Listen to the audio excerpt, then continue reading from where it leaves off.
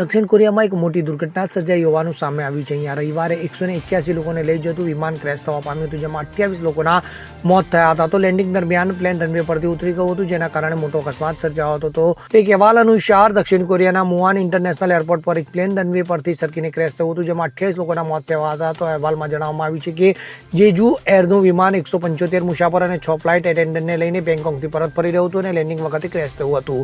તો એરપોર્ટ દક્ષિણ કોરિયા દક્ષિણ વિભાગમાં આવેલું છે. તો સ્થાનિક મીડિયા દ્વારા શેર કરવામાં આવેલ તસવીરો પ્લેનમાંથી ધુમાડો નીકળતા જોવા મળી રહ્યો છે. તો મળતી માહિતી મુજબ પ્લેન રનવે પરથી સરકીને વાડ સાથે અથડાયું હતું. તો સાઉથ વેસ્ટ કોસ્ટ એરપોર્ટ પર સ્થાનિક મુજબ સવારે 9:07 વાગે આ ઘટના બનવા પામી હતી. તો દક્ષિણ કોરિયાના કાર્યવાહક રાષ્ટ્રપતિ ચોય સુંગ મોકે રાહત અને બચાવ કામગીરીને ઝડપી બનાવવા સૂચના આપી છે. Bureau report CN24 news.